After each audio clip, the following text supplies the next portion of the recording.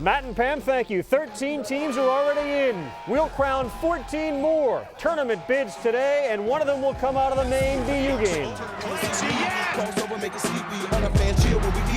Sipping on a cup of water, not a whole team fresh. You see, I represent because I'm a team player. Can't be no creep player, cause I heard the whole team play. Hit the rock, dribbling around, pass it round, round and round, pound for pound, break it down, downtown, straight clown, ESPN town, the ballin' boy.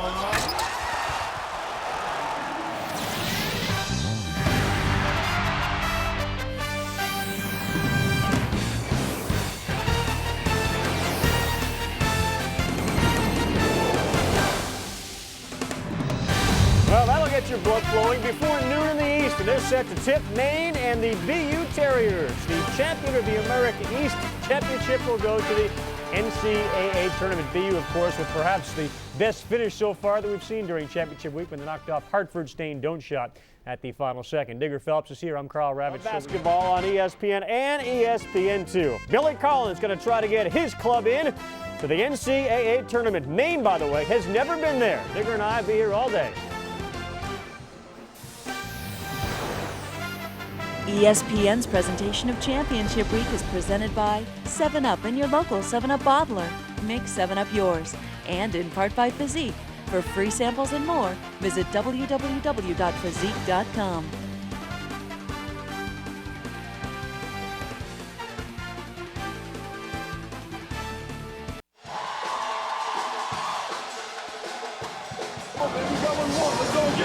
The Boston University Terriers in search of their first tourney bid in 5 years, getting ready to face a Maine team that has never been to the dance. 79th season playing basketball. It's the America East Championship game on ESPN in the Case Gymnasium in Boston.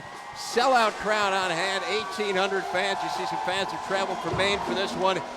12-17 Maine Black Bears against the 21-9 Boston University Terriers. And if the final game is anywhere near as good as the semifinals, we're in for a real treat. BU advanced in a stunning fashion against Hartford with a buzzer beater. Maine an overtime winner over Vermont. Hi everyone, Dave Revson along with Jay Billis. So glad you could join us. It should be a fantastic day of basketball here.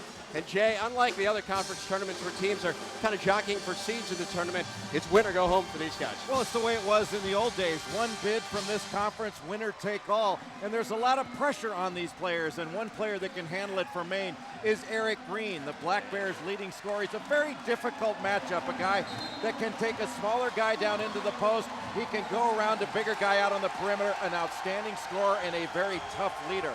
His counterpart for Boston U is a freshman, Chaz Carr, a guy who was recruited as a point guard, but since the injury to Matt Turner has really taken over. He is a strong two-guard, very quick, and can really score the ball with ease. Watch out for those two players. They are very, very solid. Taking a quick look at the lineups, it is Tibbetts, Green, Rao, White, and Jackson for Maine. For BU, Collins, Bell, Butt, Fitzgerald, and Carr. We are ready to get underway here at the Case Gymnasium, affectionately known as the Roof, as it sits on top of the roof of BU's hockey arena. It's kind of a bizarre setup. We'll get more into that as the game progresses. Tell you a lot more about these players. Lots of great storylines, Jay, as we tip it up, and Boston University takes the opening tip, and that is Fitzgerald, who will bring it up for BU. Maine is primarily a man-to-man team, but showing a bit of zone here to start out. Boston University has some good shooters and some terrific depth. This is Billy Collins. He is playing with a fractured bone in his wrist. Didn't really hurt him in the semifinals, played extremely well there. This is Ryan Butt down low. Butt, a big physical kid, turn around there on the blocks, won't go. The rebound to Justin Rao, the 7-footer for Maine. That's what Maine wants to do, is make Boston U shoot over the top. And if they get past, they will run right into a 7-footer, Justin Rao, who can really block shots, averages about 4 blocks per game. Little pick and roll up top. Rao down low, and he misses. The strategy with Rao, try to keep him away from the hoop, Jay. Well, he's a big kid. They can push him off the low block, though, because he is not particularly strong, especially down at his base, but solid hands. Chaz Carr, the outstanding freshman that Jay alluded to. Nice move, the toe up, around, and out. And the rebound torn down by Todd Tibbetts. Oh, what a nice rebound by Tibbetts. Really went after it with both hands. Great matchup between Carr and Derek Jackson. Jackson, one of the premier defenders in this league. Into the lane, that is Green. He's the guy that BU is probably most concerned with. Well, he's very versatile. That's John Giannini, head coach of Maine, in his 6th season as head coach of the Black Bears, and doesn't really want to be painted as the underdog in this game. This program won 61 games combined over the last 3 years. Had a crazy roller coaster ride of a season, which we'll tell you about, but he does not want to be seen as the underdog. They were picked 2nd in the league coming into this season, so he says, hey, this is exactly where this team belongs as Ricky White scores the first 2 points of the game. Well, they expected to be here. They faced a lot of adversity, having to dismiss Huggy Guy early. Chaz Carr, you have got to get out on him. You cannot recover late to Chaz Carr. A little bit of full court pressure here by Boston U. Maine is not a great ball handling team. They've got a couple of ball handlers, Green being one of them, Jackson the other. And if BU can get the ball out of their hands, they will be more successful defensively. Something they worked a lot on in practice yesterday. BU working on the trap and the full court press. Just Green again with the left hand, no good. And Butt comes out of there with the rebound for BU. It looked like Green drew some contact, but you've got to go to the hole strong in this game. In a championship game, you're not going to get every ball. That is Carr again. So smooth, but Tibbetts comes down with the board. Oh, Tibbetts doing a nice job on the glass, going against a difficult matchup.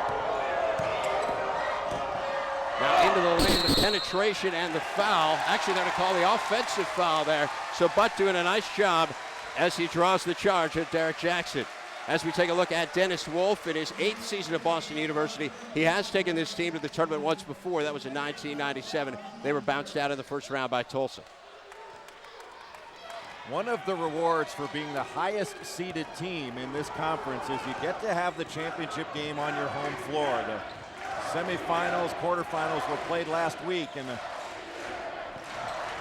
you get it on your home floor. You know you're going to feel comfortable sleeping in your own bed. You're also going to get a few extra calls.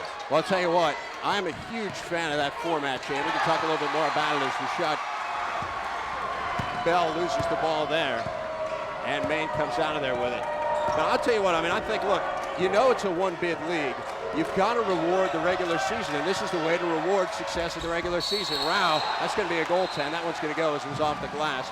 But I think it's a fantastic format. I mean, otherwise, you know, you go to a neutral site, and all you get for all your efforts during the regular season is a little bit better seed. In this format, you get a chance to play in front of your home crowd. You get every advantage there is, and I'll tell you what, it has worked out. 15-1 since they went to this format are the home teams. Well, what it works out better for is oftentimes the team that has done better in the regular season is going to get rewarded for it, because it is difficult to play on the road in any league, and when you get in a championship atmosphere, that's a great advantage for Boston University. That's Collins missing off the glass. Rebound battle for, and it's going to stay with Boston University. One of the great things about this level is that these kids have a tremendous amount of pressure on them. As we alluded to at the start of the broadcast, when you talk about conferences like the Big Ten or the Atlantic Coast Conference, 4, 5, maybe 6 teams know they're going. Here, it's win or stay home. Collins tried to get it inside. It's knocked away, and here come the Black Bears the other way. Good pass. That's Rao working on the blocks, and that is where he is so effective. If you can get him within 4 or 5 feet of the basket, this is a guy who flat out just doesn't miss. I mean, 59.8% from the field. That's 7th in the nation. Well, he takes shots that he can make, and he did a nice job of running the floor on that last possession. The first basket he got was just from a little down screen and a post. Just Billy Collins, as we mentioned, playing with that wrap on his wrist. He has a fractured bone in the wrist. You wouldn't have known it at practice yesterday. This is a kid who was diving for loose balls, taking it into the lane, and he's a great three-point shooter. You see it right there.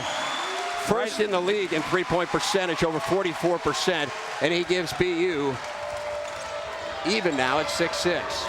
Right on cue, the transfer from Rutgers. This is Jackson out top.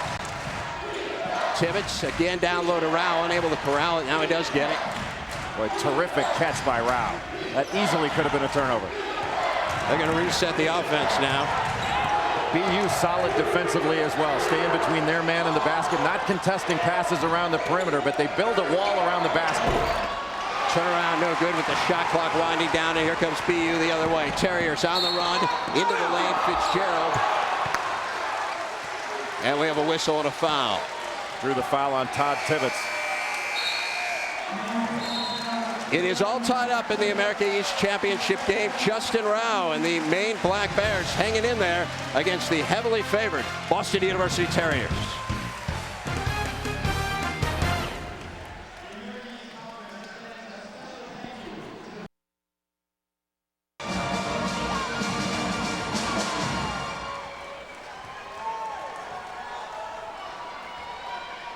We are back at the Case Gymnasium in Boston. Early on, it is tied at 6 in the America East Championship. Let's take a flashback to last week and the semifinal games. Check out this finish between BU and Hartford. A length of the court pass. Stain don't with 0.8 of a second. And Boston University, which would have been going into overtime, beats Hartford to advance to the final. Somewhat reminiscent, Jay, of a play you may remember, 1992 East Regional, Duke and Kentucky. Christian Leitner, 2.1 seconds, the buzzer beater for the Blue Devils. Puts it up. Took the Dukies 1.3 seconds more than it took BU on a team that Jay Billis was the assistant coach for. Do you take credit for drawing up that play, Jay? I wish I could, but sometimes that's the difference between a championship and not having one, and that may be the difference in BU going to the tournament and staying home. Well, it'll certainly go down as one of the great plays in college basketball history. But equally impressive, I think, was Boston University's play last week, just pulling one out. It was really a remarkable thing to see. This is Fitzgerald now out top for BU. Little 2-3 zone on the out-of-bounds under by Maine. Turnaround by Butt on the baseline is good. He has a nice touch. Boy, not at all afraid to put that shot up over the 7-foot shot block. Little 2-2-1 3/4 court pressure just to slow Maine down a bit. And back to man-to-man. Dave Revson, Jay Billis with you. It's the America East Championship game. One of these teams will end up in your bracket tomorrow night, so pay close attention. Boston University against Maine, and hitting for Maine is Green, and he's the guy that, as we told you off the top, BU is very concerned about, and you can see why. Green making an impact in this one. First 2 points of the game for him. Well, it's a tough matchup for Billy Collins to have to guard Green when he takes him down into the low post. This is Grokowalski, 24 in the game for Boston University. Now out top for the three, and that's Billy Collins. You mentioned he's a Rutgers transfer. Actually had committed verbally to go to Boston College. Then Jim O'Brien left for Ohio State, ended up at Rutgers, and ended up behind a guy named Dante Jones, and decided that wasn't going to work out very well. Transferred to Boston University and has had all kinds of problems. Injured a foot last year, a stress fracture that he suffered while he was walking down the street. Missed all but a dozen games last season. You see the wrist wrapped up this year, so it has been a bizarre odyssey for Billy Collins, but it's certainly working out for him. Nice job by Chaz Carr on that last play of getting down and digging when Justin Rao put the ball on the floor. And Billy Collins gets into his shot very effectively. As that ball arrives, he is stepping into it. He does his work before the ball gets there, and that is the mark not only of a good shooter, but a prepared shooter. A couple new players on the floor for Boston University. Nacho Rodriguez. He's a big body, one of those guys who's going to try to help out with Rao down low. Going to try to rotate guys in, put a body on Rao. Also in there is Paul Seymour. He's a junior for them, and a guy who was the conference rookie of the year a couple years ago, has struggled a bit, been a bit of an enigma for BU. In the game for Maine, that is Clayton Brown, and he turns it over. Well, White has got to catch that ball. Ricky White was wide open underneath. He catches that. That's an easy two. That was a solid penetrate and dish by Clayton Brown. Just didn't finish it. So it's an 11-8 Boston University lead as we wind down to the 12:45 mark. Chaz Carr is heating up. And give some credit there to Rodriguez for a terrific screen against that zone. Didn't allow the bottom part of the zone to get out and put pressure on that shot. Second three-pointer for Carr. He's got 6 points right now. You talked about him off the top. And Jay, he's a guy who, as you said, has stepped up. Matt Turner, who was their leading scorer through their first 6 games, got injured. Carr, a freshman, came in and has just done a phenomenal job. Take a look at this screen by Rodriguez. He takes Rao right out of the play and does not allow the 7-footer to get a hand up on the shooter. You leave these Terriers wide open from the perimeter, and they will knock some shots down. Don't forget Championship Week presented by 7-Up continues tonight, 8 o'clock Eastern Time. It is the Conagra Foods Big East Championship game featuring the 7th-ranked Pitt Panthers taking on the 24th-ranked Huskies of UConn. College Basketball Championship Week presented by 7-Up on ESPN tonight, 8 o'clock Eastern Time, 5 Pacific. For more information, log on to ESPN.com. We're back to live action, and once again, Green trying to work the baseline, and he draws the foul on Stain Don't. The guy who hit that dramatic game winner. Those were his only points in the game, that game winner against Hartford. But you can see they are having some problems with Green. You can see the matchup problems he presents. Well, that was just a little screen and roll on the wing. Nice job by Justin Rao to screen and then get the roll. But it's difficult when you got a guy like Green because he can take you down and post you up. He can also beat you off the dribble. Not a shooter, but a guy who is a good scorer. And there's Rodriguez trying to push Rao off the low block. But when the ball's in the air, that's not the time to do it because that's when the focus of the referees is right on you. You talk about Green, he's not a great outside shooter, and I think that's kind of how he slipped through the cracks. John Giannini was saying he's a guy, people look at his size and say, well, he's not a guy who can go outside and shoot the three for you. Giannini says we don't really need him to do that. You know, he can penetrate, he can blow by guys, and he can also post up smaller guys if you try to put him on it. Well, he's just a player, a guy that doesn't really have a position, just gets things done out on the floor. That's Brown missing the jumper, and Chaz Carr doing a nice job getting the board. And it's one and done for Maine. They put a shot up. BU is there. 5 guys on the defensive glass. Krakowalski has it rejected by Rao. And it's going to go to BU. We're taking a break in the American East Conference Championship game. Boston University out to the early 14-8 lead over Maine.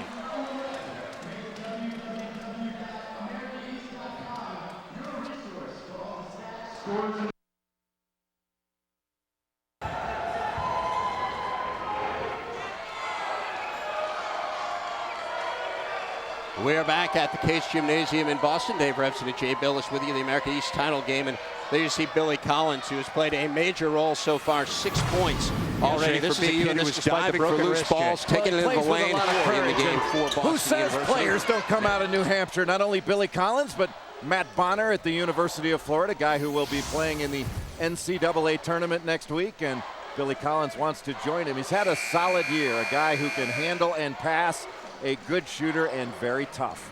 Talk about him, the 4th leading scorer in the conference. And he goes after rebounds as well, a guy who may be undersized, but he will go after defensive rebounds and grab them, and he grabs them with both hands. There's a trap to get it in the hands of a non-handler. Thus far, it is in the hands of the 2 primary handlers for Maine, Jackson and Green. Collins, former Mr. Basketball in New Hampshire, as Maine does break the press. They've done a pretty good job with that, considering, as you said, they really do lack the ball handlers. Well, but the press isn't really to turn them over. It's just to get the ball out of the handler's hands and to try to slow them bringing it up the court. This is Green backing in on Don't, cannot get the roll, and Don't gets the rebound. One thing you notice about Boston University's defense is they'll play you out to the three-point line, but not much beyond that. Maine, not a very good perimeter shooting team, although they can knock down shots. This is Seymour trying to get it down low. It's knocked away by Rao. And here comes Maine the other way on the run.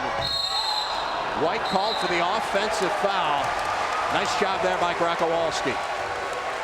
White trying to be aggressive in transition because Maine has had a difficult time getting anything good in their half-court offense, trying to grind it out against BU, trying to take it to the basket. But anytime you have to do the hop, skip, and a jump to get through a trap, you know you're going to have a little bit of a problem. Nice job defensively by BU and Krakowalski by staying patient and waiting for that charge.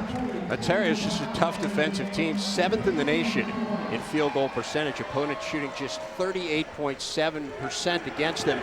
And Maine's not a great shooting team either, Jay, so it could be kind of a tough combination for the Black Bears. Well, Boston University takes pride in their defense. They're not out pressuring the ball, but what they do is make it difficult for you to get to the basket. They don't allow penetration off the dribble, and they try not to allow penetrating passes. Good ball movement. They get it down low to Butt, goes right at Rao and gets it to go. And Boston University now on top 16-8. I'll tell you, Ryan Butt has showed a lot of courage in this ball game. He's taken it right to the big shot blocker, Justin Rao, and he's not trying to avoid the shot block. He's doing exactly what you should, taking it right into Rao's chest. There's a little screen down in the post, and this is where Rao has been most effective on that move right there. Rao missing right there, and we have a push off on the Black Bears. It's Clayton Brown going over the top on the weak side. Justin Rao, you talked about his shot blocking prowess, 118 this season. That by far the school record. He's already third on the career list. He's already been here only 1 year. So remarkable how much of a difference he can make in the lane. A first team all-conference pick. But as you said, Ryan Butt, no fear going right at him. Well, Rao is a patient shot blocker, and he changes probably double the shots that he blocks. You saw the numbers. Maine just 4 of 11 from the field, and meanwhile the Terriers shooting over 50%. And when Butt can step out and hit a three, that's got to really help him. 19-8 right now in favor of Boston University. BU looking for its first NCAA bid in 5 years. Again, Maine has never been to the tournament. They started playing basketball in 1904. See Boston U really trying to turn up the heat defensively. This is a team that really generates a lot of their intensity on the defensive end. I think their defense really helps their offense. When they play well defensively, they wind up executing better on the offensive end. Green's jumper not there, but he's going to get it back. Clayton Brown gets it actually for Maine, and they'll reset things. All in a set, and trying to get some inside-outside interaction to kick it in, maybe get a kick back out and a drive. Here's Brown. He's a natural scorer, but a terrific block by Bell. Nice block there by Bell, and he's going to run the floor. Bell to Butt, and not there. Reset the lineup for you. Freddie Petkus is in the game now for Maine. He's wearing number 14. He's a 6'5" freshman out of Lithuania, prep school player out of New Hampshire. And your prototypical European shooter. Real catch and shoot performer. Keep it high. That's where they want Rao to get the ball, but just unable to get it to go in there. He's had a couple bodies surrounding him. Well, he's fading away from the basket when he caught it. He needs to grab it, keep it high, and go up strong. Now Collins. Boy, this BU team is hard to guard. They come off the screens well. Carr is always moving. Take a look at a little box set here. Got the 2 guards, the 2 shooters down low. A screen across, screen for the screener for Collins. They just switch it out top on the zone. That flashes into the lane. Now they nearly throw it away, but Carr comes up with shot clock at 1, and he misses the desperation 3. So Maine, good defensive stand there for them, but they still trail it by 11 as we approach the 8-minute mark. Well, you know that Maine can and will defend. The problem is they've got to find a way to get some points on the board. And there you see just 2 points in the last 6 minutes right there. Green thought he had a couple, but gets called for the walk. So nothing going right for the Black Bears right now. They're down 19-8, and John Giannini needs to get things going as the BU Terriers find Rashad Bell. Nice block right there. They are leading by 11.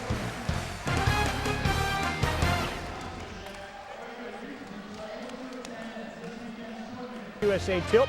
Don't forget ACC action follows us and Richmond a little later on.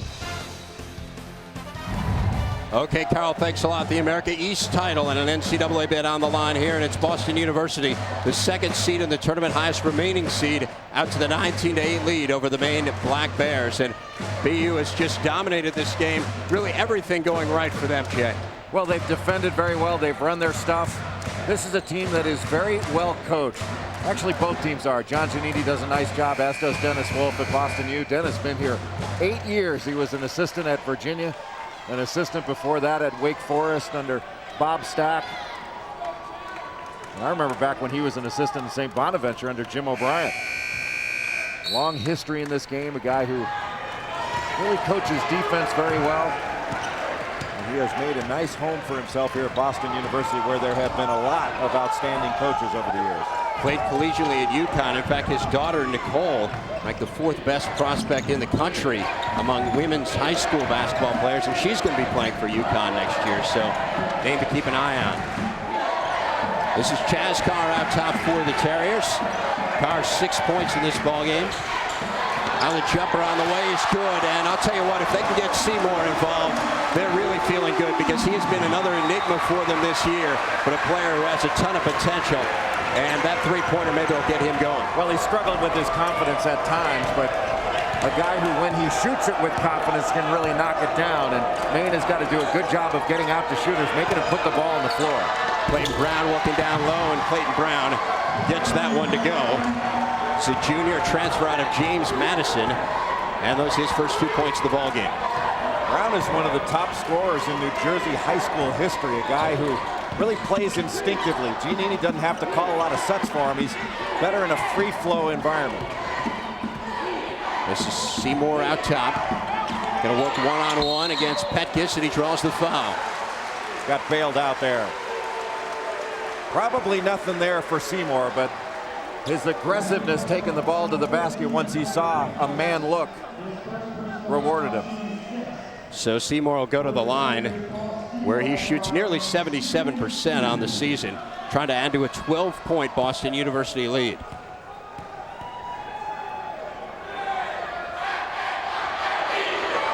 He hits the first one. Don't forget, following us 1:30 Eastern time, Championship Week continues. It's ESPN's coverage of the ACC Tournament, a semifinal doubleheader. The Wolfpack of NC State playing second-ranked Maryland. Then the Demon Deacons of Wake Forest take on the third-ranked Duke Blue Devils. All ACC semifinal games subject to blackout. For more information, log on to ESPN.com as both free throws go down, and the lead is now 14 for Boston University. Man pressure full court from Boston U, still trying to keep Maine off balance as best they can. Some different looks. They do get it down low to White. No good, and Carr comes out of there with it for BU, trying to build on the 14-point lead. Boy, Bell has been solid defensively.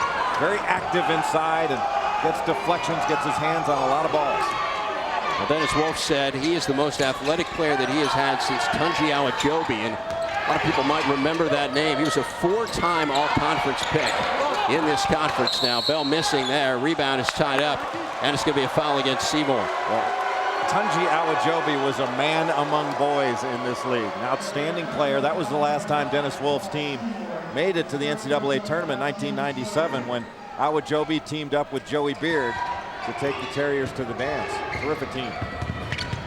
Maine just 10 points through the first 14-plus minutes of this ball game would tell you they're a team that struggled offensively, and they have done that. Petkis trying to get him on the board there. It's tipped around, and a nice hustle there by Bell to track it down, and here comes BU. Solid decision by Brown to kick it out to Petkis, and usually when Petkis gets his feet set, he can knock those down. Sustained don't now for Boston University. Carr in the corner for three. No good, but a good rebound there by Don't, and the Terriers get a fresh 35. The long shots that Boston University is taking equals long rebounds, and with Maine spread out a bit, sometimes they are not as adept at running after them as the offense is, so advantage Boston U. Buck down low, trying to take advantage of the fact that Rao is not in there for Maine, the big 7-footer sitting on the bench right now. And here comes Maine the other way. They really need to get this thing, probably went down under 10 going into the half, Jeff. Oh, there's no question about it. They need to get as low as they can, but they have to concentrate each possession, not worry about the lead, because they have really struggled scoring, and they've struggled to get a good look. This is Brown, head fake, gets around Butt, wide open jumper, and he hits that. He really needed to hit that shot. That is a big shot for Maine. 4 points now for Brown in the ball game. One of the problems for Maine is that Boston U's help side defense has been very good. When Green's put the ball on the floor, there has been someone there that has helped off his man. And so when it's kicked out, you got to be able to hit those shots to punish help side defense. So far, Maine's been unable to do it. It's a double score right now as Don't kicks it out to Seymour. Right down low for the easy flush as Bell throws it down off the nice feed. Maine a little frustrated right now, and it is showing in their defense. Their offensive problems have seeped to the other end of the floor. They need to be more active in matching up. We are under 4 minutes right now in the first half. It's a 14-point Boston University lead. You know, a lot of teams play this Maine team with zone. But BU has gone all man. A terrific move. Brown gets the hoop and the foul, and Brown is fired up, and maybe that'll get the Black Bears going as he cuts it to 12. This young man is a very instinctive scorer, and when he had Ryan Butt on his hip, he knew exactly what to do. He spun over that right shoulder along the baseline and finished strong. Now the chance to really get something going for his team. Collins, Fitzgerald, Nacho Rodriguez all check in for BU as Clayton Brown goes to the free throw line. 86% leads the team. They certainly need one right here. And he completes the three-point play. So Clayton Brown getting the hoop for Maine, but it's the Boston University Terriers who have been making most of the noise as Rashad Bell flying high here in Boston.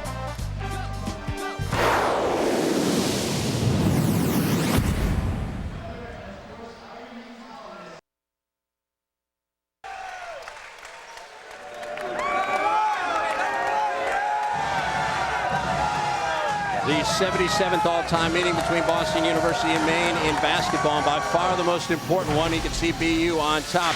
These teams have a rich history, though, in hockey. This is the 1995 National Championship. Chris O'Sullivan puts BU up 5-2. He's named the tournament's outstanding player. Then Maine on the power play a little bit later, but Bob LaChance closes out the scoring with the short-handed goal. Terriers win at 6-2. Celebrate their first national championship in 17 years.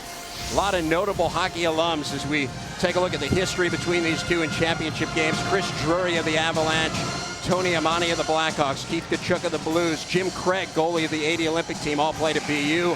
Paul Correa of the Mighty Ducks, Scott Pellerin of the Stars, Garth Snow of the Islanders are all former Black Bears. So a lot of great hockey players come through these two schools. Well, we had a great hockey player at the game a short while ago. Mike Eruzione was here. There was an Eruzione sighting. I don't know if he's taking a seat or taking off. No, I think he's still here. Yeah, I haven't seen him in a while. I can't believe anyone would leave. This is Billy Collins now out top. Grokowalski head fake. Back to Collins. We reset the players on the floor. This Chaz Carr out there, and he draws the foul. He's out there with Grokowalski, Fitzgerald, as well as Nacho Rodriguez and Collins for Boston University. As for Maine, on the floor for the Black Bears right now, you have Rao. Jackson is out there for them as well. Eric Green.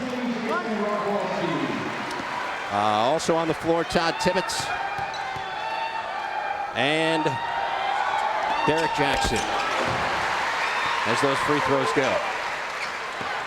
Well, 1-2-1-1, three-quarter court pressure. Difficult to get the ball in. And this pressure full court, although it has not turned Maine over, has gotten them out of sorts a bit. This is Derek Jackson out top to Brown. Cutting into the lane now is Green. Now Tibbetts also out there for Maine. It's a 28-15 ball game. 13-point BU lead. Terriers have been in control most of the way. Boston U's really been packing it in defensively, and because Maine cannot go over the top, they're finding it tough going to get drives and get any separation. Jackson tries to fade away off balance, can't get it to go with the shot clock winding down there. And BU coming the other way now in the person of Chaz Carr. Carr working on Jackson.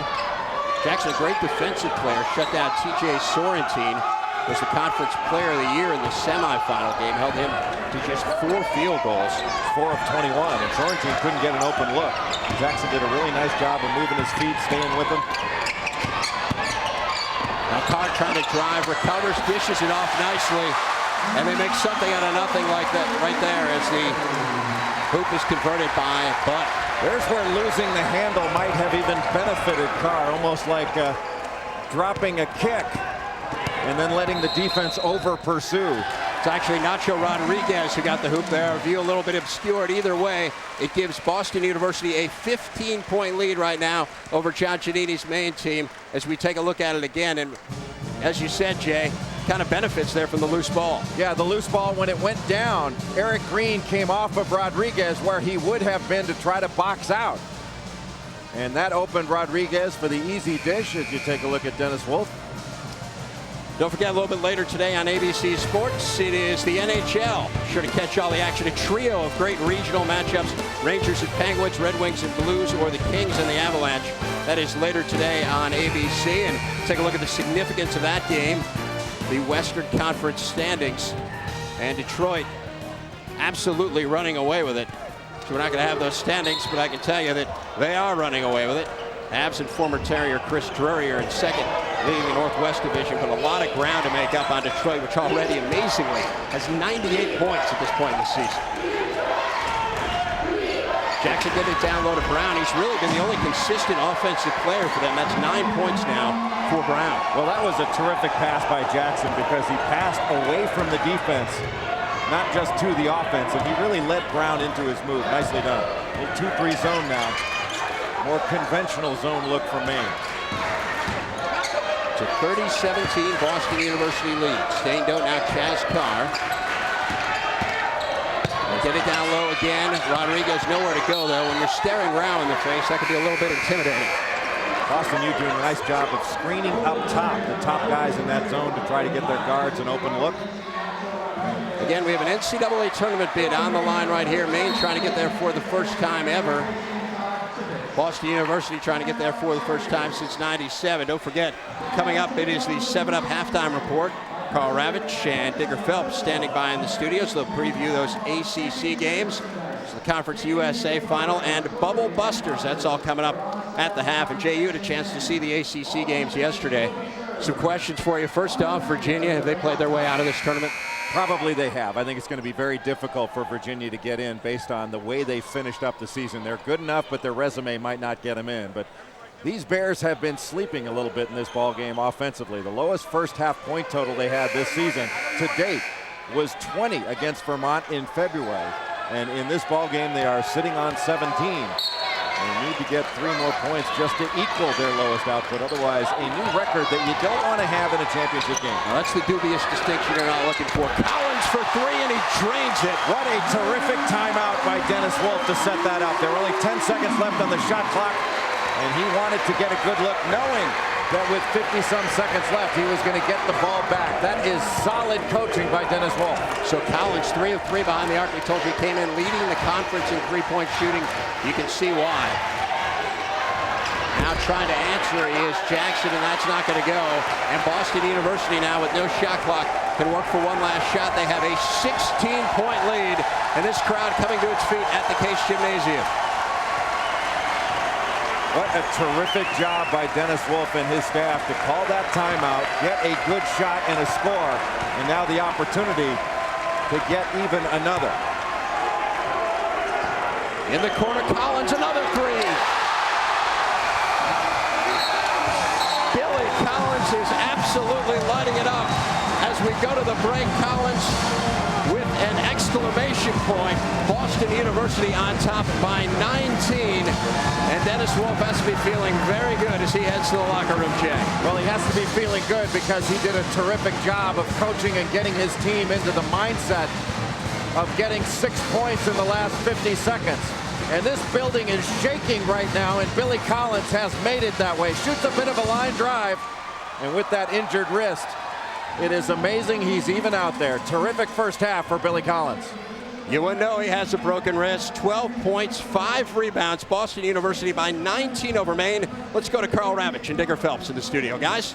Hi, Reverend JB. Thank you very much. And our coverage continues. This looks like it's going to be one-sided. Well, Dennis Wolf's a great coach. He's been doing a good job at BU. And don't forget, Rick Pitino started his coaching career in college at Boston University. Started there. He nearly ended his coaching career with the way things were going with the Celtics. And it looks like the BU team's going to get in. His team won't get in. This halftime report is presented by 7-Up and your local 7-Up bottler. Make 7-Up yours. 14 bids to go out by the end of today. The BU Terriers appear on their way to getting one of those, leading the Maine Black Bears 36-17 the score in the America East Championship game. With Digger Phelps, I'm Carl Ravitch, and things are obviously going rather swimmingly there. ESPN's presentation of Championship Week, presented by 7-Up, is brought to you by Beechwood Aged Budweiser, with the crisp, clean, and refreshing taste known only to the king of beers, and by the all-new BMW 7 Series, a new perspective on driving.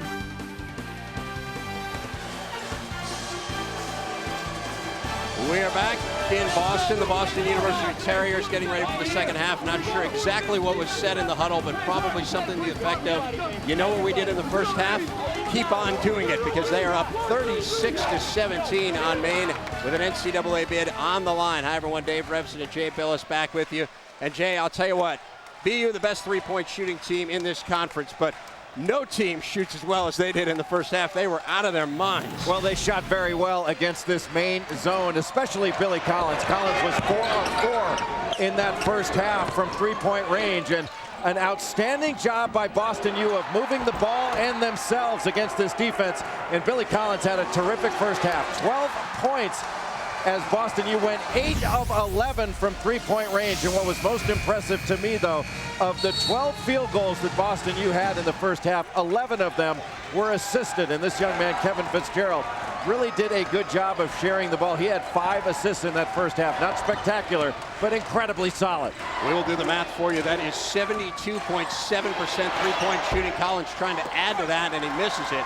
On the season, as we said, they led the conference 35.6%. Maine on the run, ball gets knocked around, and out of there comes BU. Fitzgerald wants to run it. Fitzgerald 1-on-2, so he's going to back things out. Now Bud thinks about shooting it and gets it over to Fitzgerald. Rarely does Fitzgerald make a mental mistake. Very solid with the ball in his hands, delivers it to the right man at the right time, and runs the offense. A little staggered screen. Carr comes up with the loose ball, now kicks it to Butt, and it is stolen away. Here comes Maine the other way, and this is Jackson. Alley-oop, and laid in by White. First time all afternoon that Maine has gotten anything easy.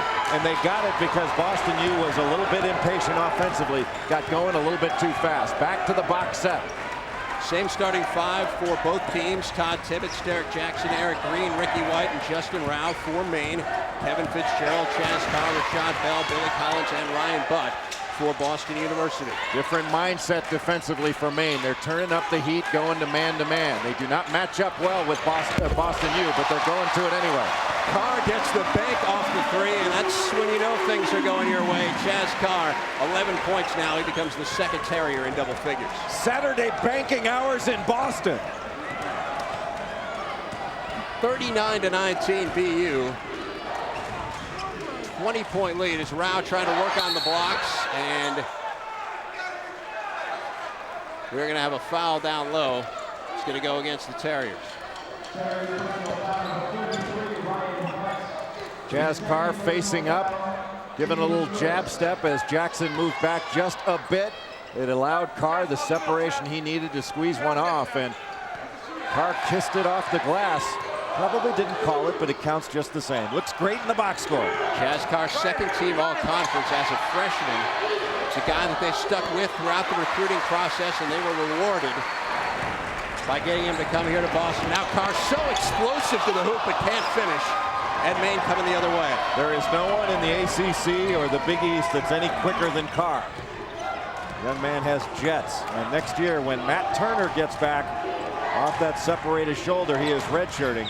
This is going to be one outstanding backcourt. They will probably wind up going with 3 guards. We told you about Turner as Green draws the foul down low. Turner scored 17 points in the first 10 minutes of a game against Iowa, Jay, which is really phenomenal, especially when you consider it was early in the year when Iowa was playing extremely well. Of course, they hit a bad spell, and now they're playing well again in the Big Ten tournament. But that is some serious, serious scoring. That was at Carver Hawkeye Arena. Well, Matt Turner can play with anybody. And right now, Eric Green, as you take a look at Turner, he was out on the floor, all dressed and ready to go a little bit before the game, couple hours, and was getting up and down the floor very well, enough to where if you were in this building, you're saying, who is that guy? Put him in the game. And Dennis Wolf would love to, he just can't. Green about a 68% free throw shooter, but he misses at both. It's been that kind of day for Maine. Butt for 3. It's been that kind of a game for BU as Butt now goes into double figures as well. 2 of 2 behind the arc. Ted Williams Giannini needs to talk it over. Ted Williams didn't hit line drives like that shot. So the lead now is at 42-19. BU on a 6-2 run, Jay. Again, Fitzgerald, the great job kicking it out. And what? That is a line drive. Barely gets up over the rim. But boy, it looks good when it goes in. So it's 42-19 BU trying to get into the dance, and they're looking good.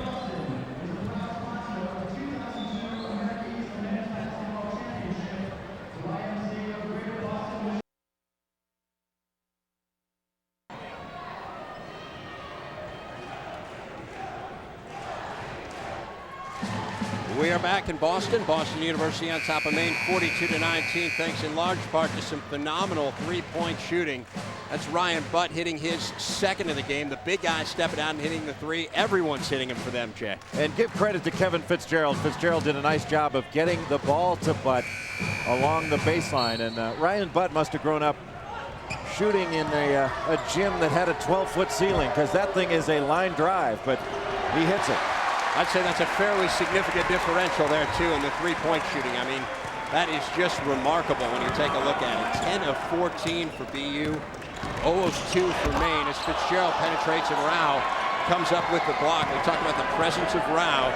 This is a guy who is among the leaders of the nation, 4th in block shots per game at 4.1. We certainly don't want to make any excuses, Jay, for this Maine team, but it has been an extremely difficult season for them. As we said, they were the preseason #2 pick in this conference. Everything that could possibly go wrong has. They lost 3 guards before the season even started, as they do get the hoop down low from Green. Tony Cavallari was an all-rookie selection last year, left the team to be closer to home. Huggy Dye, a career 1,000-point scores. These are 2 very good players. Was kicked off the team due to a discipline problem. Ricky Green, who was a JUCO recruited to replace Cavallari, also left the team due to a discipline problem. Then the day after Thanksgiving, they had a car accident. 3 players involved: Eric Green, Derek Jackson, and Clayton Brown. Jackson missed 6 games with a torn deltoid. Green did not miss a single game. In fact, 2 days later, he played in an overtime game, 43 minutes. And Jackson also missed some time as well. So it has been an up and down season for Maine, and right now they are down. BU up 44-21. We're coming right back.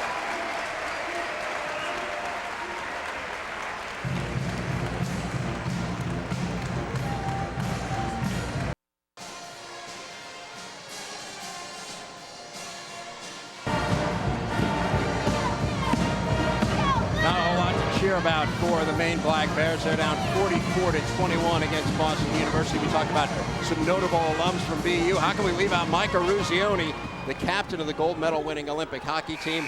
BU class of 77, of course, scored the game-winning goal against the Russians in 1980. He is on hand watching this one as well, and obviously has to like what he's seeing from his alma mater. Never seen this much scoring in his game, I'll tell you that. Again, 44-21 in favor of BU, and the Terriers putting on some pressure here, Chet. Initial trap again, trying to slow down this Maine team, get them out of their rhythm. And also try to get the ball into the hands of guys that do not handle it much. A little 1-4 set, UCLA cut. Cross screen. White out top, and we have a whistle and a hold down low. Looks like it's going to go against Butt. Indeed it does. That's as much movement as Maine has gotten in an offensive set in a while. That's the 3rd foul for Butt. He's the only player in the game with 3. I'm really sure that foul trouble is going to be much of an issue, but he does take a seat on the bench. As the Terriers come out with the steal, Chaz Carr ahead of the pack. It is rejected in a big way by White. Ricky White did a great job of running the court.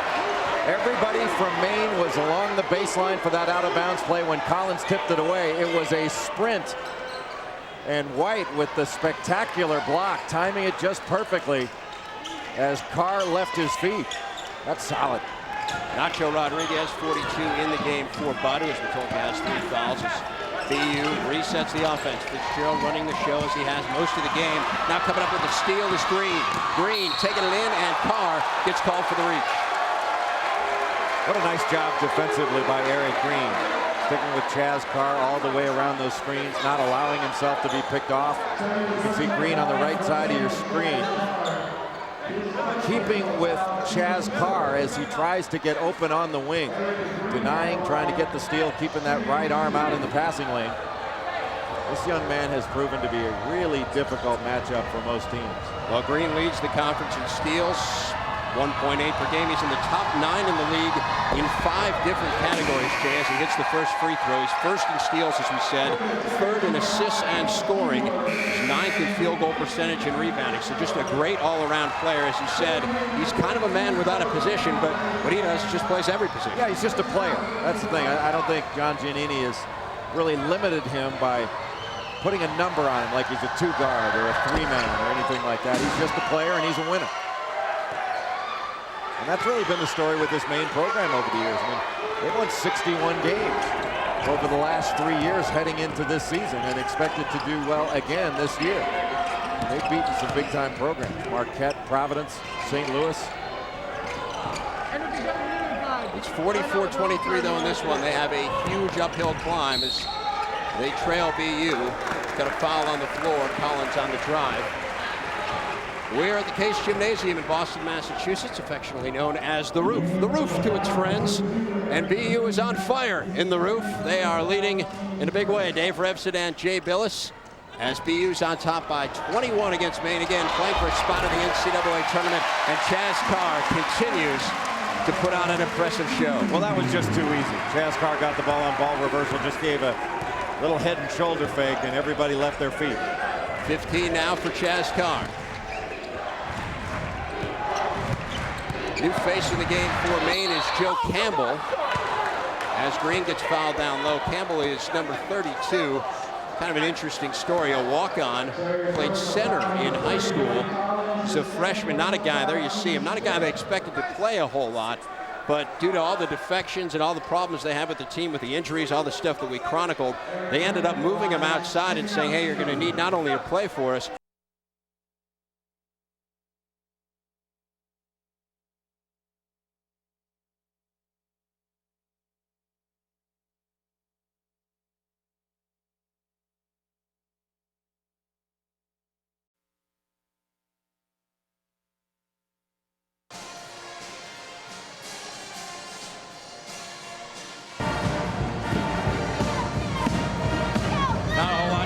about for the Maine Black Bears. They're down 44-21 against Boston University. We talked about some notable alums from BU. How can we leave out Micah Ruzioni, the captain of the gold medal winning Olympic hockey team?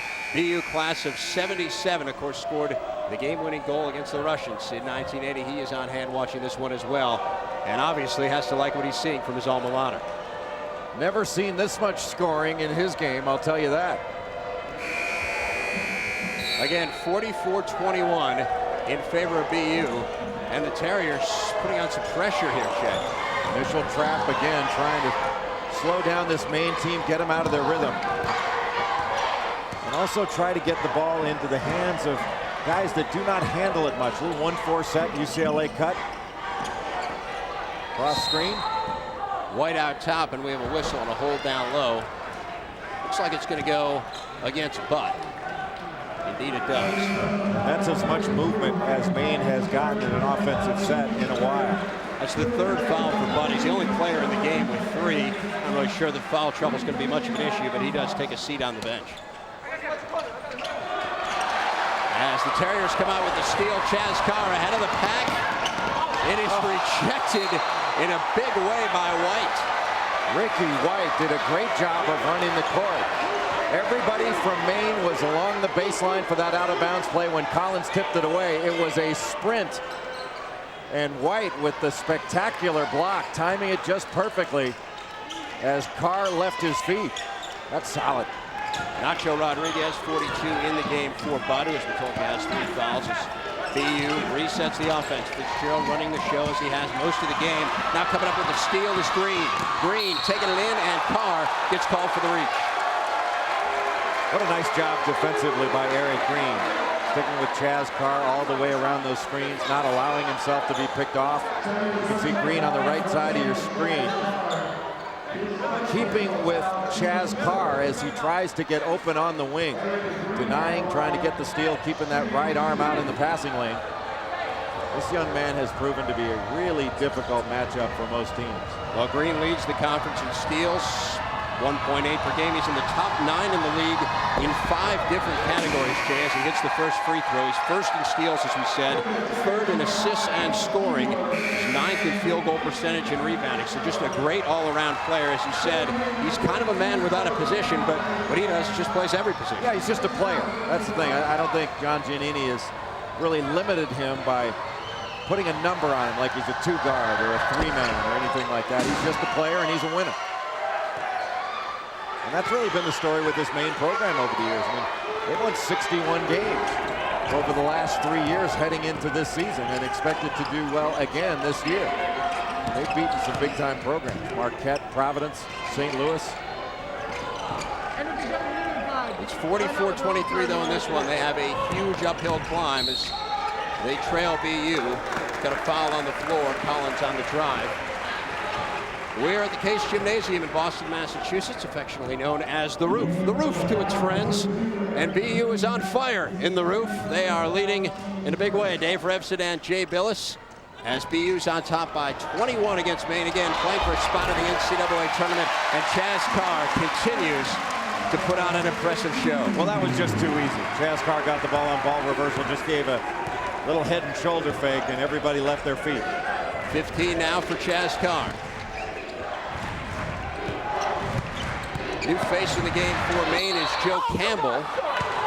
As Green gets fouled down low, Campbell is number 32. Kind of an interesting story. A walk-on, played center in high school. He's a freshman, not a guy, there you see him, not a guy they expected to play a whole lot. But due to all the defections and all the problems they have with the team, with the injuries, all the stuff that we chronicled, they ended up moving him outside and saying, hey, you're going to need not only to play for us, but you're going to need to change positions, essentially. And that's what he's done. A guy who's shooting 49.4% from behind the arc. That's pretty impressive for a guy who was not playing this position as of a year ago. As Green hits the first free throw. He was out the first 2 games in the America East Tournament with mono, but he has battled back, practiced this week, and he is in the lineup for Maine. Kid who is fundamentally sound and just knows how to play. And I think that's one of the things John Giannini's done so well, is teach these kids not just to run plays, but how to play. Giannini's done a really nice job with this program, really developed it. Maine had not won a ton of basketball games before he got there. Former assistant to Lou Henson at the University of Illinois, went with them to the Final Four in 1989 with the Flying Illini. Part of that great team, Kendall Gill, Nick Anderson, Steve Bardo. Got a battle down low, and a whistle. Have to admire the way this Boston U team has battled all game long. They came in with a very focused game plan. They've executed it very well. I think those extra days to prepare, not only we have 2 more rested teams, got 2 more prepared teams, and Boston U clearly has taken advantage of the time. Foul against Nacho Rodriguez. Now Maine coming the other way off turnover. And the jumper is around and out. Now Clayton Brown flying in for the rebound. He goes out of bounds. It'll go to BU. A little of frustration showing on the part of the Maine Black Bears. When they get an open look, they've been unable to knock it down. And that puts a lot of pressure on your defense to get stops. And when you're playing a team that is as well drilled as BU, with so many shooters and so many handlers, so many passers, they're going to break you down eventually. You saw the frustration a moment ago on John Giannini's face, and he said that as much yesterday during practice. He said they just have so many guys who can dribble, so many guys who can shoot. They've got a lot of guys who can play the game. They provide a really tough matchup for this Maine team. This is Grokowalski around and out, and Rao clears. It's 46-25 in favor of BU. The route is on, and BU, we don't want to look too far ahead, don't want to count Maine out quite yet as they do turn it over, but BU obviously hoping not to be saddled with a 16 seed. That's the goal heading into the tournament. We'll talk a little bit more about that as we move on, but this is a team that's hoping to be at least a 15 as the jumper's out of the way by Seymour, and it rattles home. Seymour hitting his second 3 of the game. He's 2 of 2 from behind the arc. And John Giannini needs to talk it over, but I'm really not sure, despite the fact that this guy's got a PhD in sports psychology, I'm not sure there's a whole lot he can say at this point, because this is not psychological. This is physical, what's going on out here, and BU is just flat out playing better. Well, the timeout was to stop the momentum, but again, a nice job of screening, a little fade screen to get Paul Seymour open, and Seymour, a very good standstill jump shooter. When he catches it with his feet set and steps into that shot, he can knock them down. We talked a little bit earlier about Seymour having a few confidence problems, but he looks awfully confident today, and making a few shots helps that confidence just soar. Don't forget, Sunday, 8 o'clock Eastern Time, 5 Pacific. Catch ESPN's first original motion picture starring Brian Dennehy. Follow Bobby Knight, the controversial basketball coach of the Indiana Hoosiers, through a season on the brink. Viewer discretion is strongly advised. ESPN and ESPN2 presenting 2 airings, unedited on ESPN and edited with reduced audible adult language on ESPN2. It's part of the block on ESPN. For more information, log on to ESPN.com. So Maine will inbound it, 49-25 game. And Jay, we were talking a little bit about the seedings as Freddie Petkus gets fouled over the back by Stain Doan. Essentially now you have 5 teams who are 16 seeds in the NCAA tournament. And that, of course, a factor of the opening round game. The RPI is only a guide, but BU's RPI in the 150s, that's projected off collegerpi.com. The worst RPIs that are already in: Siena, Winthrop, Holy Cross, a team that BU beat soundly. They beat them by a dozen. So they need to hope maybe for a couple more upsets along the way in conference tourneys in this final day or so in order to get themselves that 15 seed. Well, the significance of that is a 16 plays a 1, and no 16 seed has ever beaten a 1 in the NCAA tournament since it went to 64 teams in 1985. And this year, I think it would be highly unlikely unless you could draw that 4th number 1 seed to even have a shot, because Kansas, Maryland, and Duke have been so dominant. Of course, we've seen 15 seeds win through the year, including last year when Hampton beat Iowa State. Now off the block, Maine coming the other way with it, trying to cut into this 24-point deficit. What do you think is going to be the 4th number 1 seed, Jack?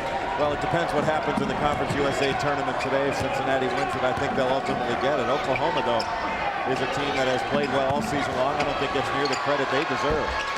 Rao on the blocks, nice turnaround there. He has not been much of a factor, does get the hoop there. Just his 6th point of the ball game. 4 rebounds, again for a guy who's a first-team all-conference pick.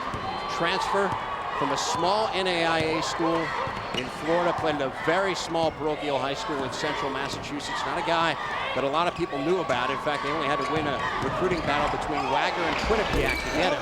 But he's been a major factor for them. Brock Kowalski working the boards, can't get it to go.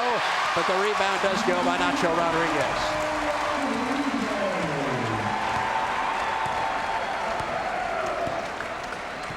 "24 points now, the advantage for BU. As they can taste that first tourney bid in 5 years. There's the steal, nearly stolen back, but the Terriers come out of there with it. Nice defense by Rodriguez, just knocked Justin Rao off the ball. And that extra bulk was the difference. And as Rao gets stronger and stronger, he's really got a lot of potential. I think he's the future of this Maine program. They can build around him, and defensively, he is such a presence. Again, playing for a tourney bid. Nice pass there by Carr. Gets it to Rodriguez, who puts it in. And you got to remember, this is the biggest game for all the players on the court probably that they have ever played in. There's not a single player on this court who's ever played in the NCAA tournament. As Maine calls a timeout, never even a single player. Actually, they didn't call a timeout. He was calling a set. John Giannini was calling a set, not a timeout. And they whistled the timeout anyway. That's just the call he was given from the bench. So they're trying to figure it out right now. And take a look at this last hoop here, Jay. Terrific job drawing the defense on the penetration. And Rao got a piece of that ball as it was headed up. And even though it hit the backboard, as long as it is still heading up after it hits, you can go get a piece of it.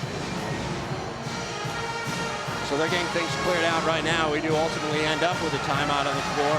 Boston University on top, 53-27 over Maine. And Jay, as we talk a little bit more about the potential number 1 seed, to break down that Oklahoma-Cincinnati situation a little bit more for us. I mean, if you were on the tournament committee, I know, again, you said part of it has to do with the conference championship games and how ultimately they end up. But which do you think is the better team? Well, I mean, I think I would go with Cincinnati if they're able to win their conference. I think they've been more consistent over the year, but you have to note that Oklahoma has won more games against top 25 teams. I mean, coming into their tournament, they were 6-3 against the top 25 in the RPI, and when you take a look at how the America East Conference, a lot different than the Big 12. They've had 27 NCAA tournament appearances, only won 5 games, and they have all been in the first round. They've never made it to the Sweet 16, but this is a league that plays at a different level. They have had some outstanding players in this league, though. Very recently, Speedy Claxton from Hofstra, Malik Rose played at Drexel. Guys that have logged some minutes in the NBA. Guys like Vin Baker from Hartford and Reggie Lewis at Northeastern. Rick Carlisle played at Maine years ago before transferring to Virginia. They've had some great players in this league. Again, the goal, though, Jay, is just to get into the tournament. Dennis Wolf said to me this week, I don't care if they seed us 17. I just want to be there. I just want the opportunity to have these kids play in the NCAA tournament. It certainly looks like they're going to have it, up 26 right now. Well, an NCAA tournament bid for a team out of this conference is the equivalent of a major conference school going to the Final Four. That's how big it is. There you see Dennis Wolf looking on as Derek Jackson's at the line for the one-on-one. He misses that. Rodriguez comes out of there with the board. And Chaz Carl bring it up for BU. But you're absolutely right. I mean, this is their first chance to play on national TV this year. You get one more national TV game, and then you hope maybe that you're this year's Hampton or that you're this year's Richmond from the year that they beat Syracuse. There have been stories like that historically, and BU hoping to be the next one. 53-27, the Terriers firmly in control of this one. We're coming right back.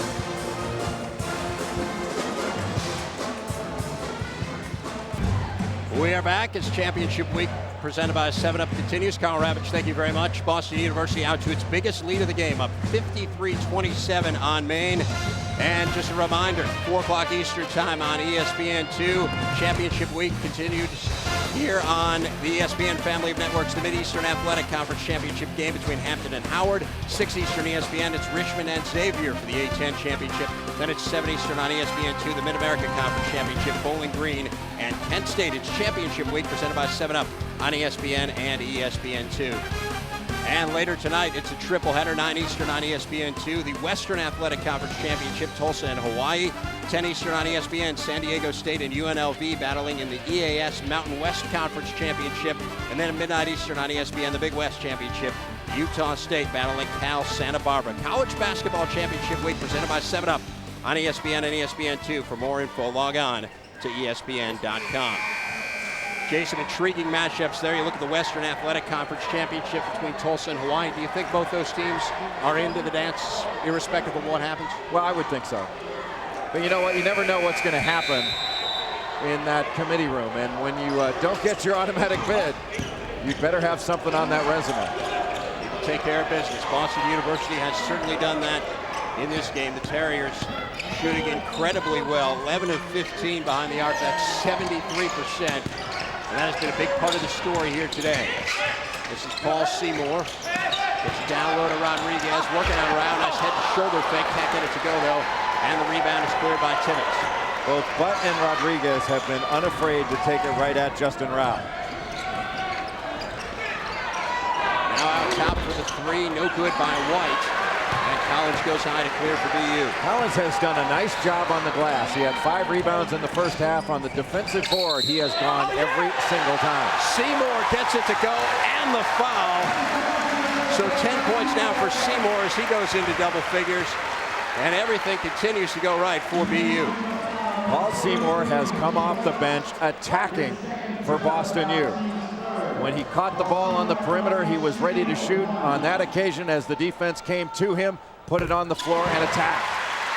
And he converts the back end of the three-point play, so BU extends the longest, biggest lead of the game. As you saw the reaction there from Seymour. Now they're trapping Tibbetts. And Maine able to break the pressure, but again, it's slowing him down. It's just making it virtually impossible for Maine to get back in this game, Jay. Down low now to Rao, working on the blocks. They push him out. And he misses off back rim, and the rebound to the Terriers. When Justin Rao gets stronger, and he will, that's one great move. Collins with the jam. And a great job by Rodriguez to hold off Rao. Rodriguez basically set a screen for his teammate. And that wrist looks pretty good in the air. I mean, that's a guy throwing down a dunk with one hand, with the hand that has a broken wrist. It is amazing how tough this kid is and how badly these guys want this game. And BU has come out and made a major statement to the committee that, hey, they are worthy of a 15th seed or maybe even better in this this crowd is really getting into it now. Now the steal, Collins. One-on-one, now a two-on-one. Seymour lays it in. Great decision by Paul Seymour to take it all the way. He had the angle.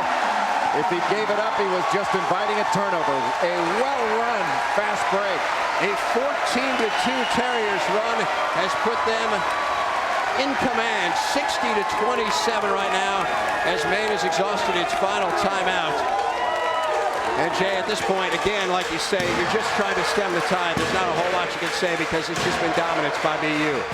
Well, Billy Collins not only had the outstanding first half shooting the ball, he has rebounded, he has defended. You see him putting it on the floor to finish and then starting the fast break. Giving it up at the right time to Seymour, and Seymour looks off his defender and takes it all the way. Since the defender did not come up, Tibbetts, and stop that drive, no reason to lay it off. This Boston University team has been extremely hot. 8 straight wins coming in. Haven't lost since February the 2nd. They're 15-3 since January the 2nd. As you see Maine talking things over, and they've been particularly dominant here at Case Gymnasium, Jay. 9-2 this season on the roof, and 150-68 overall. This is a difficult place to play, and you can see and probably hear why at home. The roof on the roof is not particularly high. The sound reverberates here, and it's just a tough atmosphere. Well, that's the advantage of playing at home, and they make it a tough atmosphere, especially in a championship game where they probably draw some more folks into this place and gets a little bit hot and loud. But what they're watching is a Boston U team that has been very resilient all season long. Good depth, they have played consistently, and they've won a lot of tough games. And that consistency they've shown over the course of the season has really paid off at the end of the season. They are a very together basketball team. And there you see what they've done today. 11 three-point field goals made. That is a America East tourney record. They haven't just made 11. The thing is, they haven't missed any. I mean, they're 11 of 15. And that's what's so mind-boggling. And this is what we talked about off the top. John Giannini said, look, they've got so many different guys who can shoot. And we've seen it. Their big guy, Ryan Butt, going out and shooting. Collins shooting the 3. Seymour coming alive. I mean, seemingly every guy who's putting one up for them is putting it in. And that's made the difference. BU sticking with their man-to-man. Maine has had a tough time. There are shots available, but they all come outside the red. They try to lob it down low to Rao. It's tipped out of bounds by Rodriguez. And we are going to take a break. The America East Championship game, Boston University, 7 minutes and 33 seconds from the big dance.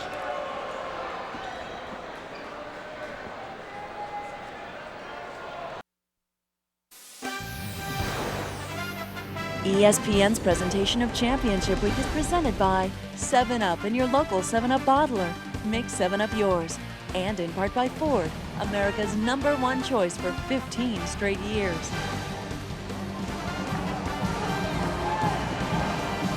We are back at the Case Gymnasium in Boston. It has been all Boston University. You can see the fans getting into this one as the Terriers lead it 60-27, and one of the big reasons why, J.H. Haskar. Just a freshman averaging over 14 points per game, 16 against America East opponents, and Carr can do it on both ends. The thing that's most impressive about him, not just his incredible quickness, but his poise. He rarely makes a bad decision. He looks to score, always moving. Young man's in terrific condition, and he has learned a great deal this season. Here you see our storyline for the game. Maine, those 17 first half points, a season low. Brown leading them. They have nobody in double figures. That's as opposed to a BU team that has 4 players in double figures. Carr has 15. He's leading the way. Seymour 13, Collins 14, Butt 10. It has been a balanced attack for BU, and they have looked fantastic throughout in this one, up by 33 points. Clayton Brown now working down low, gets caught down in under, and the shot clock run out. And John Giannini says, hey, guys need to be aware of that. They just were not able to get a shot off. Well, it's been a frustrating day for John Giannini and his staff. This team is better than they have shown. They're turning the ball over more than normal. It was a team that early on in the season, without their guards, had a very difficult time of keeping hold of the ball, but they have matured, and talking about a resilient team, that's what Maine is. Nobody expected them to be here except themselves. There's a three-pointer out top. That is the first three-pointer of the game for Maine, as opposed to 11 for BU. Green gets it now. He is the first Black Bear to get into double figures. Collins out top now. Just a gutsy performance by him, playing with a broken wrist. The guy has been through so much. He's going to be rewarded with a trip to the NCAA tournament. We talked about the transfer from Rutgers. Had originally orally committed to Boston College, had injury problems last year.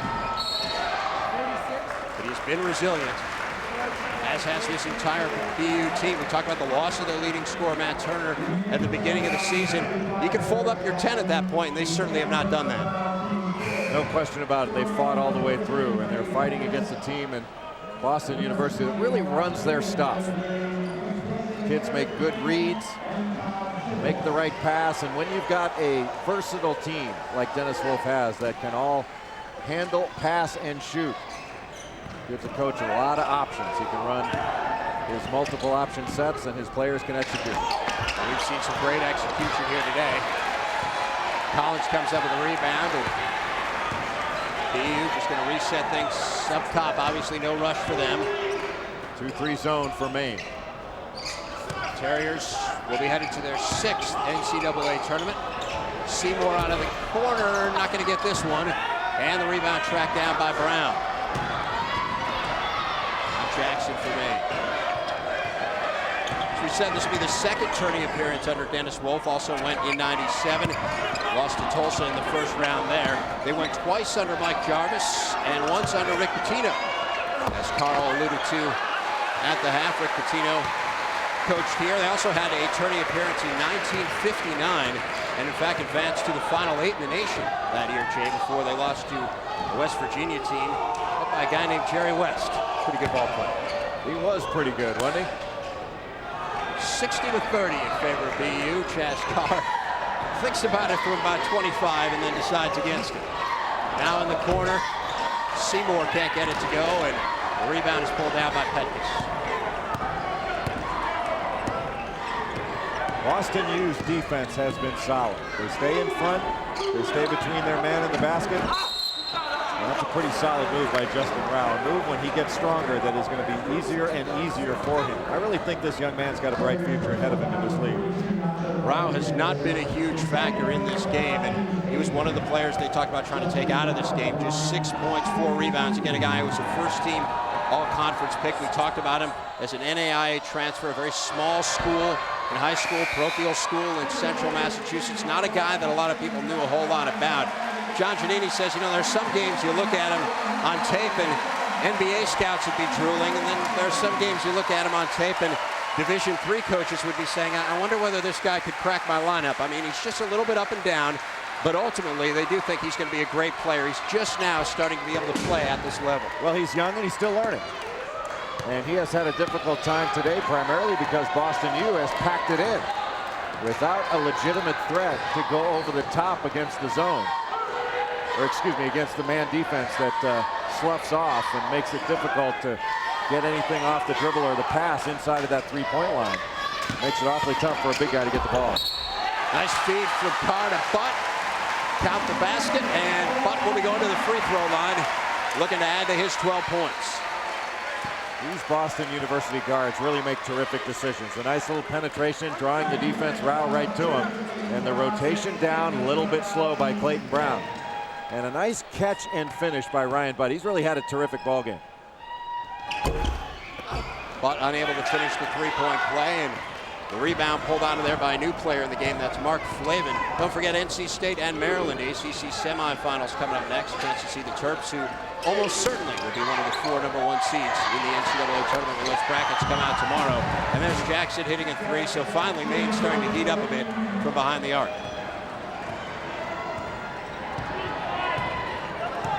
Back to the 2-3 zone for Maine. 62-34 ball game. They're working around now. Carr to Grokowalski. That's a 3 on the way, not there. Petkus the rebound. Maine wants to run. Maine has to run. Cutting into the lane now, and rejected is Clayton Brown, but unable to corral it, and it will stay with Maine. Nice job by Stain Doan to get back. We have a timeout on the floor. Ryan Butt and Boston University cruising up 62-34.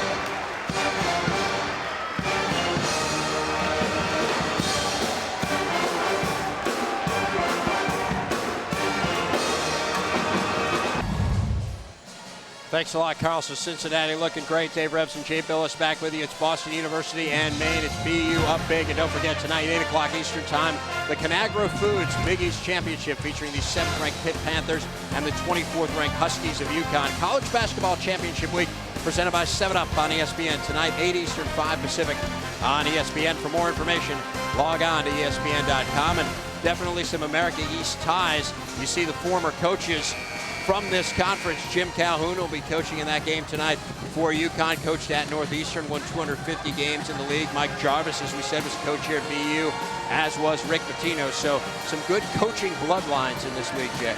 Well, even more, Mike Bray, former coach at Delaware, now at Notre Dame, skipped from this league to the Big East, as did Jay Wright, who was at Hofstra. Should be an interesting matchup tonight in that Big East championship game, but I think really a lot of the focus, Jay, is on some of the teams that aren't in that championship game. St. John's, Villanova, BC, Georgetown, Syracuse. What do you make of the bubble teams in the Big East? Well, it's going to be awfully difficult to sort those teams out. And I think very few of them, with the exception of St. John's, have a legitimate shot. Although Syracuse has been helped out a great deal by some poor performances by teams in other conferences. I can't imagine that if Memphis is on the board with some of the Big East teams that you mentioned, that those teams would be left out and Memphis would go. And that's no disrespect to the talent level of the Memphis Tigers. That is, I think, a team that is good enough to be in. But when you look down on paper, they have not beaten anybody all season long. Brown battling down low, misses the first time, and then we have a foul on the rebound. And that is going to go against Butt. Dave Rebs and Jay Billis with you. Championship Week presented by 7-Up, and we have a NCAA berth about to be handed out here at the Case Gymnasium. Boston University on top 62-34 over Maine as Clayton Brown's at the line. And don't forget, right after this one, it's the ACC semifinals, NC State against Maryland. And we talked about Maryland as likely a #1 seed. Is NC State definitely in after that win over Virginia? Oh, yeah. Oh, North Carolina State beforehand. Yeah, right? Absolutely. Going into yesterday's game, they had 20 wins. They were 20-9, as you see Ryan Butt and Chaz Carr coming out of the ball game to sit the rest of this one out. Nice ovation. They're feeling very good on that BU bench, and deservedly so. Have had a tremendous season. They're going to cap it off with a trip to the NCAA Tournament. 2:54 to go, and the chant of "We want Duke" starts up behind us. Jay, do they really want Duke? I think they do, and they should. That's what competitors want. This is a team full of competitors. This is Seymour, now Stain Don't. Guy who got him to the championship game. New face of the game for BU, number 22, Mark Mahalik. Going out top. Seymour off balance, and he gets it to go. Seymour has really had a nice game. He really has had a good game. He came in ready to play and perform.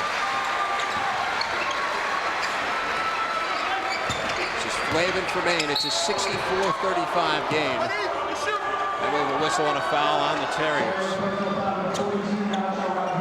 A lot of times during championship week, we see a buzzer beater with the players celebrating in the middle of the floor afterwards. But I'll tell you what is a better feeling is when you know you have accomplished something great and you get the last few minutes of the ball game to savor it. And that's what this Boston University team is doing right now. You saw two of the freshmen there on the bench a moment ago, Chaz Carr and Rashad Bell. There's Billy Collins.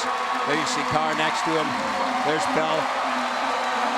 Carr and Bell both all rookie picks in the conference, and they get big hugs as they come off the court to Stain Don't, Nacho Rodriguez, and Coach Wolf, and the entire staff. Just a great job getting this team ready. They were very much ready to play in this one, Jay. Well, they came in ready to fight. This was a prepared team, and a team that has played well all year long. And when you do that, when you have put that much time and invested that much time, it is awfully difficult to face the prospect that if you lose, you're not rewarded with a tournament berth. And that's why this league is like it used to be in the old days, when everybody, no matter how good you were, if you didn't win your conference tournament, you stayed home. Petkus drawing the three there. Daniel Thackeray in the game, and he draws the foul.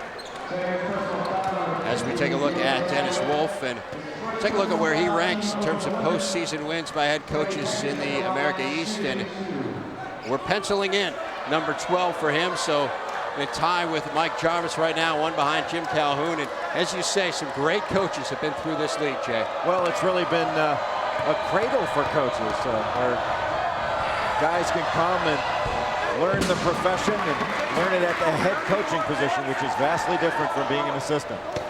And Dennis Wolf has learned the game from some of the best. Yeah, as you said, Jeff Jones, part of that Sweet 16 team, assistant under him, also under Jim O'Brien at St. Bonaventure. So a guy who's been through the coaching ranks, and he's being rewarded with a trip to the NCAA Tournament.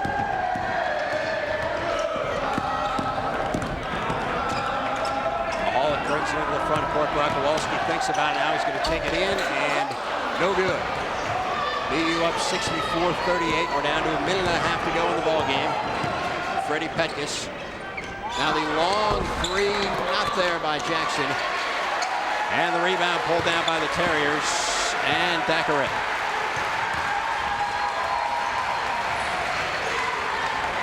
So Jay, what is this? Are they a 16 seed? Are they a 15 seed? 14 seed? I think it's 15 or 16, but they'll probably wind up at 15 depending on how the last ones shake out. I think Holy Cross would be in that mix with BU to see whether they're a 15 or 16. Again, that a team that BU did beat head-to-head. Couple teams already with projected RPIs off collegerpi.com that have RPIs that are worse than BU. They include Siena and Winthrop. Again, you want 5 teams to be worse than you. Well, teams out of the you get a 15. Teams out of the SWAC and the Southland may wind up as 16s rather than BU, but I think this team has shown today, as it has all season long, that it can compete favorably. David Dubois will go to the line now for Maine, a guy who doesn't play a whole lot for them, just his 13th game of the year. In fact, this is the first time that he has played since January the 20th. And this is the free throw there.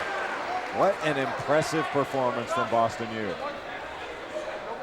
They came into this game, took over from the opening tap, and never really let Maine breathe in this game. Tell you what, there was such an intensity, Jay, watching the practice yesterday, and Collins maybe is kind of the microcosm of it. I mean, here's a guy who's wearing a cast on his wrist. He's a day before playing the biggest game he'll probably ever play in his career, with the exception of the next one he's going to play. And Collins was going after every loose ball. He was taking the ball to the hole. He had absolutely no fear of re-injuring that wrist. They just put everything on the line, did BU, and played a tremendous, tremendous game. Nice move to the hoop right there. And getting the basket is Jacob Kudlotz. The guy who's played just 21 minutes all season coming in, and nice to see him get a hoop. And now we've got a foul going against the Terriers. Dennis Wolf works his way down his bench to congratulate each and every participant, and this was very smile on Collins. I mean, just absolutely thrilled to be a part of this. And he should be. I mean, this is the kind of reaction you want to see from guys that have laid it all out on the line, not just today, but every day of the season. It's supposed to be important. Petkus hits the second one. So it's a 66-40 game. And again, I love this format where they get to play in front of the home crowd. Now Paul Seymour has his shot rejected. Beautiful block right there. Coming from behind is Dubois as they bring it the other way. But I love the format, Jay, and I think you reward the regular season.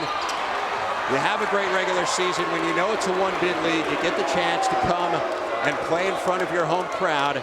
And obviously, John Giannini not terribly excited about having to come down here, but he understands that's the reality of this league. And again, reward the teams that had the great regular season. Well, and plus you get a great crowd, you can count on it. But, I mean, I'm not sure it would be so good for larger conferences if you had it at Cole Fieldhouse for the ACC I'm not suggesting that. I think what I'm saying is in a one-bid league, though, you have to, at a certain point, give some credence and some credibility to what went on during the regular season. The celebration has begun here in Boston, and deservedly so. It is the largest margin of victory ever in an America East Conference Championship game. They are rushing the floor. The Boston University Terriers are going to the NCAA Tournament. They are the 2002 America East Conference champions as they celebrate their 6th ever trip to the big dance. A balanced attack by Boston U. These kids can play. Well coached, well drilled, and they executed their game plan against Maine extremely well. And the floor is literally shaking here, Jay. The celebration at center court as Dennis Wolf gets this team to the dance for the 2nd time in his coaching career. And what a great day for Boston University. Once again, our final score, Boston University 66, Maine 40. For Jay Billis, this is Dave Remsen saying goodbye from Boston. This has been a presentation of ESPN, the worldwide leader in sports. For more, log on to ESPN.com. Now let's join Carl Ravitch and Digger Phelps in the studios. We get ready for the ACC semis. Guys? All right, fellas, thank you very much. 26-point difference there, and that really goes sort of against the grain of what we've seen so far this championship week. You think it was the inspiration of Mike Eruzione, you know, with the flag at the Olympics, being a BU Olympic assistant hockey coach? But love Dennis Wolf, done a great job. Excellent coach. First time back for BU with Dennis Wolf as coach since 1997. The Terriers earned it. Big win. They certainly did. They're one of 14 teams that are going to earn a right to play in the NCAA tournament. A couple of teams coming up next year on ESPN that already